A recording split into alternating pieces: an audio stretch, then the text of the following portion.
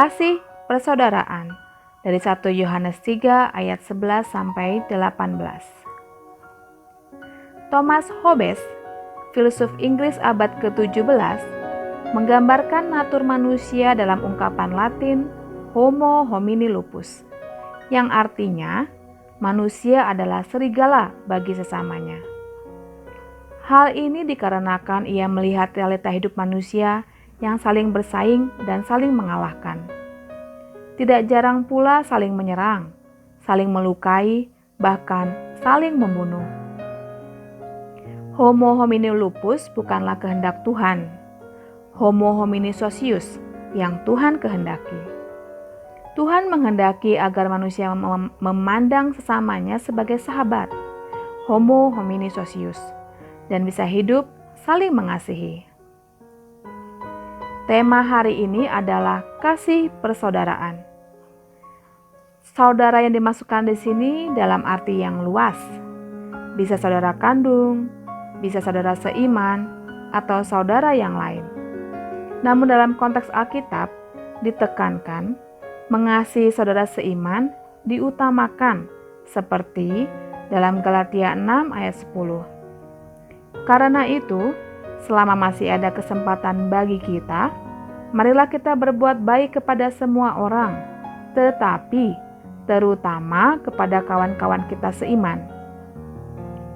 Jika kita perhatikan ucapan Tuhan Yesus dalam Matius 22 ayat 39, dan hukum yang kedua yang sama dengan itu ialah, kasihilah sesamamu manusia seperti dirimu sendiri. Dalam bacaan kita pada hari ini, dari 1 Yohanes 3 ayat 11-18, kita dapati ada 4 poin penting dalam menjalankan kasih persaudaraan dalam tema kita malam ini. Yang pertama, kasih terhadap saudara merupakan bukti bahwa seseorang memiliki hidup.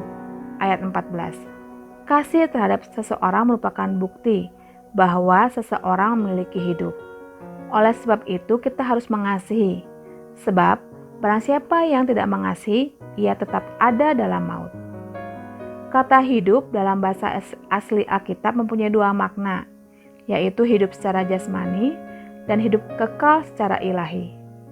Jelas, dalam maksud ayat 14 ini berpaut pada hidup kekal secara ilahi.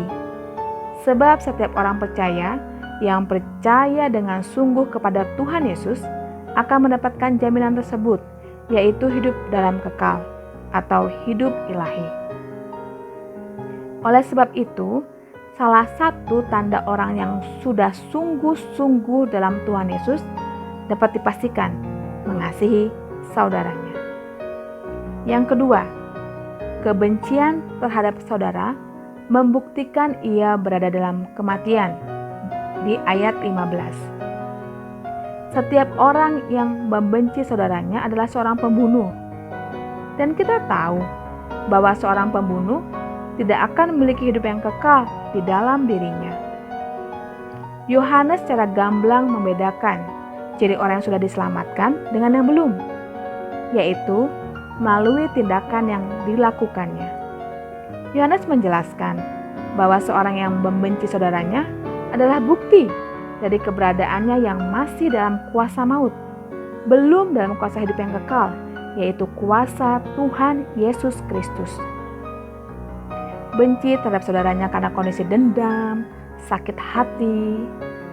Oleh sebab itu, sebagai orang percaya, kita harus melepaskan pengampunan agar kebencian, dendam tidak menjadi akar pahit dalam hati kita, yang mana jika dibiarkan memang bisa membunuh secara fisik saudara kita.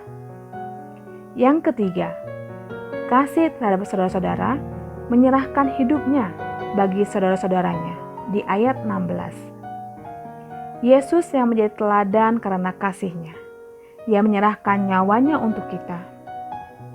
Jadi, kita pun wajib menyerahkan nyawa kita untuk saudara-saudara kita.